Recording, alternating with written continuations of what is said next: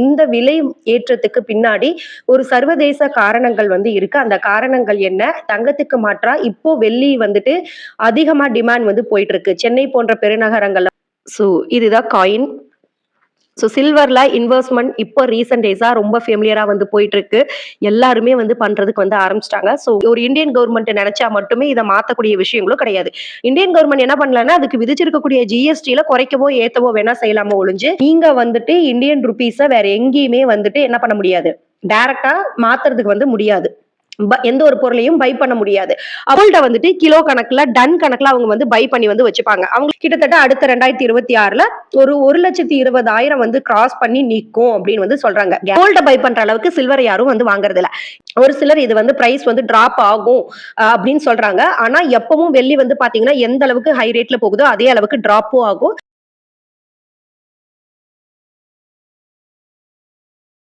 இப்ப silver investment மாறினதுக்கான சில காரணங்கள் வந்து பாத்திரலாம். நான் முன்னமே சொன்ன மாதிரி 5G mobiles, vehicles, solar planet இந்த மாதிரி சில விஷயங்களுக்காக இண்டஸ்ட்ரியல் யூசேஜ்க்காக நிறைய பேர் சில்வர்ல இன்வெஸ்ட்மெண்ட் பண்றதுனால இப்ப சில்வர்னுடைய ரேட் வந்து பாத்தீங்க அப்படின்னா வேற லெவல்ல தாறுமாறா வந்து போயிட்டே இருக்கு.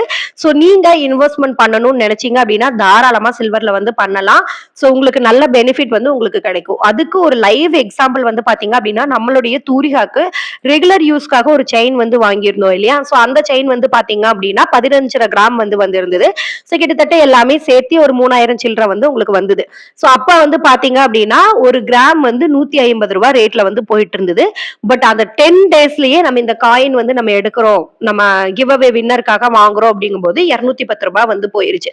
கிட்டத்தட்ட ஒரு கிராமுக்கு 60 ரூபாய் 10 நாளுக்குள்ளேயே வந்து ஏறிடுச்சு அப்படிங்கும்போது அதனுடைய ரேட் அவ்வளோ ஹை லெவல்ல வந்து போயிட்டு இருக்கு. சோ தாராளமா நீங்க இன்வெஸ்ட்மெண்ட் அப்படிங்கிறது வந்து பண்ணலாம்.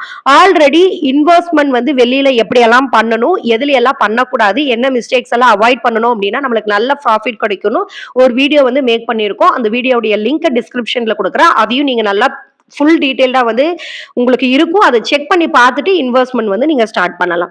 இப்போ ஒரு லட்சம் உங்க கையில இருக்குன்னு வச்சுக்கோங்க. இப்போ இந்த 1 லட்சத்தை நீங்க இன்வெஸ்ட்மெண்ட் வந்து பண்ணணும்னு நினைக்கிறீங்க. இப்போ ஒரு எஃப்டி ஆர்டி போடுறீங்க அப்படின்னா நீங்க அது 1 இயர்க்கு வரைக்கும் லாக்கிங் பீரியடா வச்சிருக்கணும். சோ அதுக்கப்புறம் தான் நீங்க எடுக்க முடியும். அதிகபட்சம் ஒரு 7% வந்துட்டு உங்களுக்கு இன்ட்ரெஸ்ட் அப்படிங்கிறது வந்து உங்களுக்கு கிடைக்கும். அதுவே கோல்டுல போட்டீங்க அப்படின்னா இந்த மாதிரி தாறுமாறா ரேட் ஹை ஆகிறதுனால உங்களுக்கு டபுள் மடங்கு ப்ராஃபிட் அப்படிங்கிற ஒரு விஷயம் கிடைக்கும். அதுவும் நீங்க கோல்டு காயினாவோ பாராவோ வாங்குனீங்க அப்படின்னா கிடைக்கும். 24 போறீங்கனாலும் நல்ல ரேட் வந்து உங்களுக்கு கிடைக்கும். அது ஜுவல்ஸ் வாங்குறீங்க அப்படின்னா செய்கூலி சேதாரம் மேக்கிங் சார்ஜ்னு எல்லாமே உங்களுக்கு கொஞ்சம் லாஸ் வந்து ஆகிற மாதிரி இருக்கும். அதாவது ப்ராஃபிட்ல கொஞ்சம் லாஸ் ஆகிற மாதிரி இருக்கும். சோ அதுக்கு பதிலா காயின்ஸ் அண்ட் பார்ஸ் வந்து வாங்கலாம்.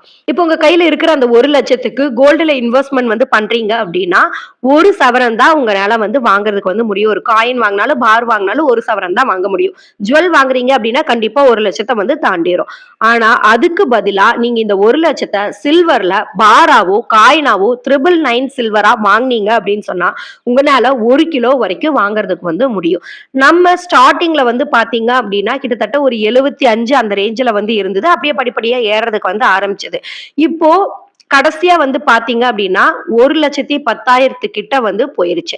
சோ இந்த அளவுக்கு ரேட் வந்து ஹையா போயிட்டு இருக்கிறதுனால உங்களுக்கு ஷார்ட் பீரியட்ல நல்ல ரிட்டர்ன்ஸ் வந்து கிடைக்கும். ஒரு 2-3 மந்த்ஸ்க்குள்ளேயே உங்களுக்கு ஒரு 80,000 இருந்து 1 லட்சம் வரைக்கும் போயிருக்கு அப்படிங்கும்போது ஒரு 20,000 உங்களுக்கு லாபம் அப்படிங்கிற ஒரு விஷயம் கிடைச்சிருக்கு இல்லையா?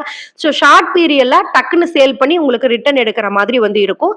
லாங் டேர்ம்க்கு ஒரு இன்வெஸ்ட்மெண்ட் வந்து பண்ணணும். என் கையில இப்போ 1 லட்சம் இருக்கு. அது இப்போதைக்கு எனக்கு தேவையே இல்லை. ஒரு 10 வருஷத்துக்கு அது அப்படியே இருக்கட்டும். இல்ல ஒரு 5 வருஷத்துக்கு அது அப்படியே இருக்கட்டும். ஒரு நல்ல பெஸ்டான ஒரு இன்வெஸ்ட்மெண்ட் சொல்லுங்க அப்படின்னா தாராளமா நீங்க சில்வர்ல இப்போதைக்கு இன்வெஸ்ட்மெண்ட் வந்து பண்ணலாம். Coins and para.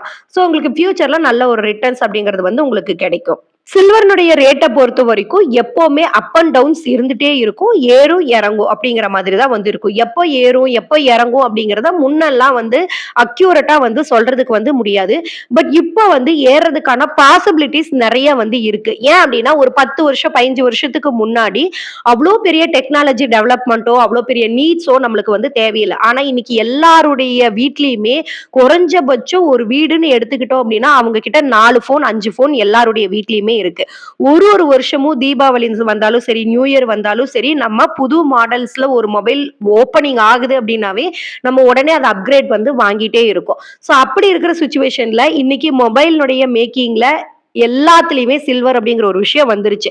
சோ எல்லாருடைய வீட்லயுமே நீங்க வந்து இண்டஸ்ட்ரி வச்சிருக்கீங்க. ஒரு சின்ன ஒரு பிசினஸ் பண்ணக்கூடிய ஏரியா வச்சிருக்கீங்கன்னா கூட, ஒரு சோலார் பேனல் அப்படிங்கிற விஷயம் நம்ம வைக்கிறோம். அதுலயுமே சில்வர் யூஸ் பண்றாங்க. சோ இப்படி இண்டஸ்ட்ரியல் டெவலப்மெண்ட் அதிகமாயிட்டு இருக்கிற சமயத்துல அதனுடைய டிமாண்டும் அதிகமாயிட்டு இருக்கு அப்படிங்கும்போது, அதனுடைய பிரைஸும் அதிகமாகுமோ ஒழிஞ்சு, சோ லாஸ்ட் 10 இயர்ஸ்ல நடந்த மாரி உடனே சடனா டிராப் ஆகும் அப்படிங்கிற விஷயங்கள் வந்து கிடையாது. ஏன்னா ஜெனரேஷன் வந்து மாறிருச்சு. சோ நீங்க ஆரம்பத்துல 10 வருஷத்துக்கு முன்னாடி எங்க அம்மா சொன்னாங்க, எங்க தாத்தா சொன்னாங்க, அவங்க பீரியட்ல வந்து வெள்ளி மதிப்பே இல்லங்க. அப்படிங்கிற மாதிரி நீங்க நெனச்சுட்டு இப்ப இன்வெஸ்ட் பண்ணாம வந்து விட்றாதீங்க. அப்பவும் வெள்ளிக்கு ரொம்ப ரொம்ப மதிப்பு அப்படிங்கிறது இருந்தது. சோ ஒரு பழமொழி சொல்லுவாங்க இல்லையா? "பர்ன் வித் சில்வர் ஸ்பூன்" அப்படின்னு சொல்லுவாங்க. எவ்ளோ பெரிய பணக்காரரா இருந்தாலுமே, அவங்க வந்து பர்ன் வித் சில்வர் ஸ்பூன் அப்படிங்கிற ஒரு விஷயத்த தான் சொன்னாங்க. கோல்டு அப்படிங்கிற ஒரு விஷயம் ஒரு ஆடம்பரம், ஒரு கௌரவம் அப்படிங்கிற மாதிரி தான் இருந்தது. பட் ஒரு குழந்தை பிறந்துருச்சு அப்படின்னா, அவங்களுக்கு சங்கடம் வாங்குறதா இருக்கட்டும், தட்டு வாங்குறதா இருக்கட்டும், அவங்களுக்கு அருணாக்கொடி, வெள்ளி கொலுசு போடுறதா இருக்கட்டும், இப்படி எல்லா விஷயத்துக்குமே ஆபரணத்துக்கும் சரி, ஒரு அ பொருள் ஒரு வீட்டுக்கு நம்ம வந்து நல்லதா குடுக்கணும், ஒரு கிஃப்ட் குடுக்கணும் அப்படின்னு நம்ம நினைக்கிறோம் அப்படின்னா, காமாட்சி அம்மன் விளக்குக்கு அப்புறம் வெள்ளி குத்து விளக்கு, வெள்ளி தட்டு, வெள்ளி கிண்ணங்கள் இதெல்லாம் குடுக்கறதா தான் இருந்தது. சோ அந்த மாதிரி அப்ப இருந்தே அதுக்கான மதிப்புகள் அப்படிங்கிறது இருக்கு. அப்ப பிரைஸ் வந்து கொஞ்சம் அப் அண்ட் டவுன்ஸ் டிராப் ஆயி இருக்கிறதுனால, அதுல அதிகப்படியான ஒரு இன்வெஸ்ட்மென்ட் வந்து அவ்வளவா யாரும் முக்கியத்துவம் வந்து குடுக்கல. பட் இப்போ இண்டஸ்ட்ரியல் லெவல் வேற லெவல்ல டெவலப் ஆயிருச்சு. ஓகேங்களா? அதனால அதனுடைய டிமாண்டும் அதிகமா இருக்கிறதுனால, நீங்க தாராளமா நம்பி வந்து பண்ணலாம். பட் டிராப் ஆகும். பிரைஸ் வந்து டிராப் ஆகும். இப்ப 10,000க்கு வித்தது உடனே 6,000க்கு வரும்னு சொல்ல முடியாது. ஒரு 7,000, 8,000க்கு வரதுக்கான வாய்ப்புகள் வந்து இருக்கு. ஆனா அதே மாதிரி இன்னொரு கருத்து என்னவா இருக்கு அப்படின்னா, மக்கள் மத்தியில மிகப்பெரிய ஒரு பயமே, சில்வர் வந்து வாங்கணும் அப்படின்னா ரொம்ப கருத்து போயிருது. கருத்துருச்சு அப்படின்னாவே அது லோ குவாலிட்டி சில்வர். சில்வரே கிடையாது அப்படின்னு சொல்றோம். எஸ், சில்வர்ல கோல்டுல எப்படி பியூரிட்டி இருக்கோ அதே மாதிரி சில்வர்லயும் பியூரிட்டி அப்படிங்கிறது இருக்கு. ரொம்ப கம்மியான அளவுக்கு சில்வரும் மத்த உலோகங்கள் அதிகமாகவும் கலந்து செய்யக்கூடிய ஆபரணங்கள் இருக்கு. அது வந்து பாத்தீங்கன்னா ஒரு ஒரு கடைக்குமே வேறுபடும். அதாவது ஒரு ஒரு செய்யற பொருட்கள், ஆபரணங்கள் செய்யற பொருட்களுக்கு மாறுபடும். இப்ப நீங்க வந்து இப்போ லைக் ஒரு செயினோ பிரேஸ்லெட்டோ எடுக்கிற அளவுக்கு குவாலிட்டி ஒரு அருணாக்குடையிலயோ மெட்டிலேயோ உங்களால வந்து பார்க்க முடியாது. ஏன்னா அந்த கிரிப் வந்து உங்களுக்கு கிடைக்கணுங்கிறதுக்காக சில்வர் வந்து கம்மியாவும் மத்த உலோகங்கள் அதிகமாகவும் கலந்திருப்பாங்க. அந்த மாதிரி சில விஷயங்கள் இருக்கு. 2வது நேச்சுரலாவே ஒவ்வொருத்தருடைய பாடியினுடைய ஹீட் கெப்பாசிட்டிய பொறுத்து சில்வர் கருக்க செய்யும். அதனாலதான் ஒரு குழந்தை பிறந்த உடனே சில்வர் வந்து நம்ம போடணும், யூஸ் பண்ணணும் அப்படின்னு சொல்றது. ஒரு மேரேஜ் ஆகிற பொண்ணுங்க கால்ல வந்து மெட்டி போடணும், சில்வர் வந்து ஆட் பண்ணிக்கணும் அப்படின்னு. ஏன்னா, அதுல வந்து ஒரு கெமிக்கல் ரியாக்ஷன் நம்ம பாடியில இருக்கக்கூடிய ஹீட்டுக்கும், அந்த உலோகத்துக்குமான ஒரு ரியாக்ஷன் நடக்கிறதுனால தான் அந்த சேஞ்சஸ் வந்து நடக்குது. நெறைய பேர் வந்து பார்த்தீங்க அப்டின்னா, பல வருஷம் வெள்ளி யூஸ் பண்ணுவாங்க. அவங்களுக்கு அவ்வளவா ஹீட் உடம்பு இல்லாததுனால, அந்த வெள்ளி கருத்து போகாம அப்டியே வந்து இருக்கும். ஆனா சில பேருக்கு போட்ட உடனே வந்து கருத்துரும். அது வெள்ளியினுடைய ஃபால்ட் மட்டும் இல்ல. அது நம்மளுடைய பாடியில ஏற்படக்கூடிய மாற்றங்கள்னாலயும் நிகழும். 2வது இத பயன்படுத்திட்டு இன்னைக்கும் ஃபேக்கான சில்வர் ஜுவல்ஸ் குடுக்கக்கூடியவங்களும் இருக்காங்க. அந்த கருத்து போறது லோ குவாலிட்டியில குடுக்கறது அப்படிங்கிறது இருக்கு. அதே மாதிரி தான் கோல்டுலயுமே 22ன்னு சொல்லுவாங்க. ஆனா நம்ம பார்க்கறதுக்கு பில்லிங்ல அப்படியே வந்து வாங்கிட்டு வந்துருவோம். ஆனா உள்ள வந்து பாத்தீங்கன்னா 18 கேரக்டருக்கும் கம்மியான கோல்டு வந்து அதுல இருக்கும். சோ இந்த மாதிரி எதுல ஒரு நல்லதுன்னு இருக்கோ அதுல கெட்டதும் அப்படிங்கிற மாதிரி நிறைய ஸ்கேமும் வந்து போயிட்டு இருக்கு. அதுல நீங்க அவேரா இருந்துக்கோங்க. நீங்க வாங்குற கடை நல்ல ஒரு பிராண்ட் இருக்க மாதிரியான வாங்கிக்கோங்க. பில் பெர்ஃபெக்ட்டா வந்து வாங்கிக்கோங்க. அதுல எவ்வளவு சில்வர் இருக்கு அப்படிங்கிறதையும் ரீசேல் எவ்வளவு போகும் மிக முக்கியமா நீங்க சில்வர் வாங்கும்போது இதுல எவ்வளவு பியூரிட்டி சில்வர் இருக்கு, எவ்வளவு ரிட்டர்ன் ரீசேல் வேல்யூ போகும் அப்படிங்கறத செக் பண்ணி வந்து பார்த்து வாங்கிக்கோங்க. இது ஒரு ஒரு கடைக்கும் வந்து மாறுபடும். இல்ல நீங்க இன்வெஸ்ட்மெண்ட் பர்பஸ்க்காக மட்டும் வாங்குறீங்க அப்படின்னா பார்ஸா வாங்குறது 999ல வாங்கிக்கோங்க. அது ரீசேல் வேல்யூ உங்களுக்கு பெஸ்டா இருக்கும். அண்ட் அடுத்து பெரும்பாலும் நம்மள மாதிரியான சாமானிய நடுத்தர மக்களுக்கு இருக்கக்கூடிய ஒரு மிகப்பெரிய ஒரு டவுட் என்னன்னா, நான் கோல்டு வந்து கம்மியா வாங்கினாலும் இப்போ 1,00,000 நான் வச்சிருக்கேன், அதுக்கு வந்து என்னால 1 கிலோ சில்வர் வாங்க முடியும்.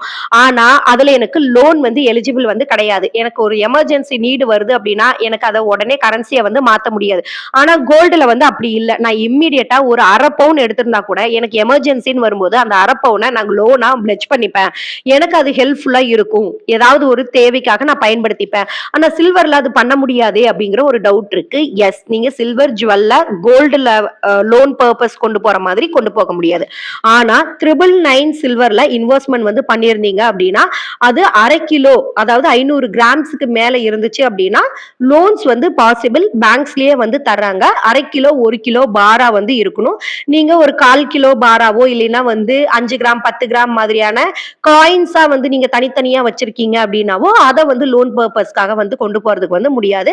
அண்ட் அதர்வைஸ் இன்னொருத்தருங்க எனக்கு சொன்னது என்னன்னா நம்ம ஜுவல்ஸ் எல்லாம் வச்சிருப்போம் இல்லையா, கொலுசு அருணாக்குடி இந்த மாதிரி ஒரு 10 கிராம் 50 கிராம் அப்படிங்கிற மாதிரி ஒரு குட்டி குட்டியான காயின்ஸா வச்சிருந்தோம்னா இல்ல ஜுவல்ஸா வந்து வச்சிருக்கோம் அப்படின்னாவும் அதை தனியா அடகு கடைன்னு தனியா இருக்கும் இல்லையா, பிரைவேட்டா இருக்கும் இல்லையா, அந்த மாதிரி பர்பஸ்க்கு வந்து நீங்க யூஸ் பண்ணிக்கலாம். பட் ரேட் ஆஃப் இன்ட்ரெஸ்ட் வந்து கொஞ்சம் ஹையா வரும்.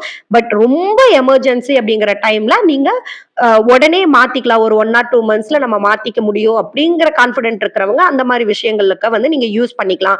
அதுக்கு வந்து எலிஜிபிள் இருக்குன்னு சொல்றாங்க. பட் கவர்மெண்ட் பேங்க்ல நீங்க போனீங்க அப்படின்னா 1/2 கிலோ பாராவோ 1 கிலோ பாராவோ கொடுத்தீங்க அப்படின்னா தாராளமா நீங்க லோனுக்காக நீங்க எலிஜிபிள் தான் நீங்க. சோ முடிஞ்ச வரைக்கும் உங்களுக்கு நீங்க யூஸ் பண்றதுக்கான ப்ராடக்ட்டை வந்துட்டு நீங்க ஜுவல்ஸா வந்து வாங்கிக்கோங்க. நீங்க இன்வெஸ்ட்மெண்ட்டுக்காக வாங்குறீங்க அப்படிங்கும்போது இந்த மாதிரி காயின்ஸா வந்து வாங்கிக்கோங்க. சோ நாங்க வந்து தூரிகாக்கு வாங்கும்போது ரேட் சில்வர் ரொம்ப கம்மியா தான் இருந்தது. நாங்க இன்வெஸ்ட்மெண்ட்டுக்காக வாங்கணுங்கிற பர்பஸ் வந்து வாங்கல. தூரிகாக்கு ரெகுலர் யூஸ்க்காக ஒரு செயின் வாங்கணும் அப்படிங்கறதுனால 3000 ரூபீஸ்க்கு வந்து நாங்க கொடுத்து அந்த செயின் வந்து வாங்கியிருந்தோம். இதுவே நாங்க இன்வெஸ்ட்மெண்ட் வந்து பண்ணணும்னு நாங்க நினைச்சிருந்து அதுல வாங்கியிருந்தோம் அப்படின்னா கண்டிப்பா ஒரு நல்ல கிராம்ஸ்ல வந்து ஒரு காயின் ஆர் பார் வாங்கியிருந்தோம் அப்படின்னா ஃபியூச்சர்ல நல்லா ரீசேல் வந்து பண்றதுக்கு வந்து முடியும். சோ இந்த மாதிரி யோசிச்சு வந்து தனியா செப்பரேட் பண்ணிக்கோங்க. எதெல்லாம் நம்ம வந்து யூசேஜுக்காக நம்ம வாங்குறோம், எதெல்லாம் நம்மளுடைய இன்வெஸ்ட்மெண்ட் அப்படிங்கிறதுக்காக மாத்திக்கோங்க.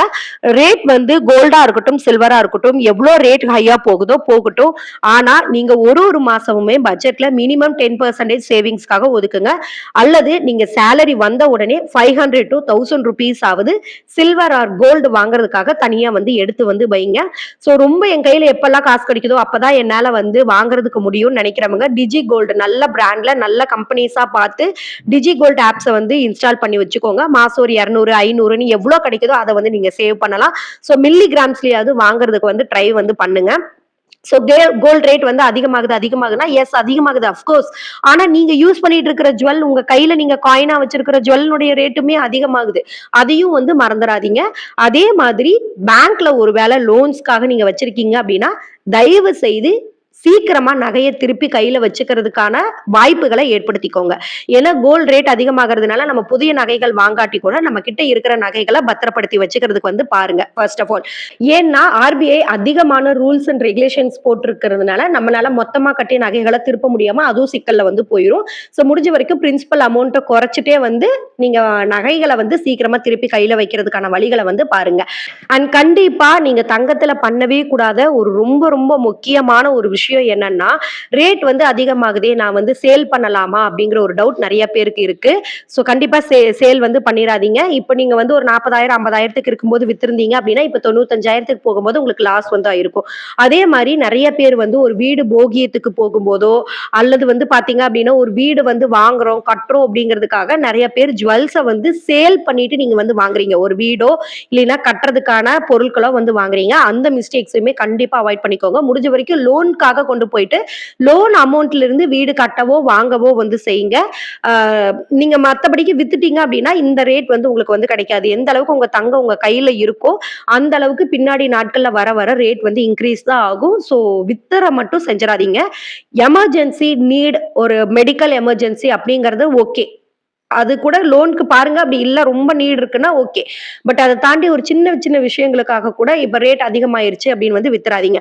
இப்ப வந்து ரேட் அதிகமாயிருக்கு அப்படின்னு வித்துட்டு நான் குறையும் போது வாங்குறேன்னா குறையுங்கிறதுக்கான கேரண்டி உங்களுக்கு தெரிஞ்சிருக்கணும். தெரிஞ்சிருந்தா மட்டும் தான் நீங்க விற்க முடியும். இல்ல அப்படின்னா இன்னும் அதிகமாக போகும்போது ரொம்பவே ஃபீல் பண்ணுவீங்க. சோ சேல் பண்றது அப்படிங்கறத கண்டிப்பா வந்து அவாய்ட் பண்ணிக்கோங்க. ஃபியூச்சருக்காக எடுத்து வைங்க. அது இன்னுமே ரேட் வந்து அதிகமா வந்து போகும். வேற ஏதாவது சந்தேகங்கள் இருக்கு அப்படின்னா மறக்காம கமெண்ட் செக்ஷன்ல வந்து ஷேர் பண்ணிக்கோங்க. கண்டிப்பா நான் உங்களுக்கு வந்து எக்ஸ்பிளைன் பண்றேன். இந்த மாதிரியான gold and silver and money saving tips and ட்ரிக்ஸுக்கு நம்மளுடைய சேனலை தொடர்ந்து ஃபாலோஅப்ஸ் வந்து பண்ணிக்கோங்க. அடுத்த கிவ்அவே நம்மளுடைய சேனல் 5000 சப்ஸ்கிரைபரை ரீச் பண்ணின உடனே அனௌன்ஸ்மெண்ட் வந்து பண்ண போறோம். ஸோ எல்லாருமே அந்த கிவ்அவேல பார்ட்டிசிபேட் வந்து பண்ணுங்க. நிறைய பேருக்கு நம்மளுடைய சேனலை ஃபார்வர்ட் பண்ணுங்க. அவங்களும் தெரிஞ்சுக்கிறதுக்கு ரொம்பவே யூஸ்ஃபுல்லாகவும் இருக்கும்.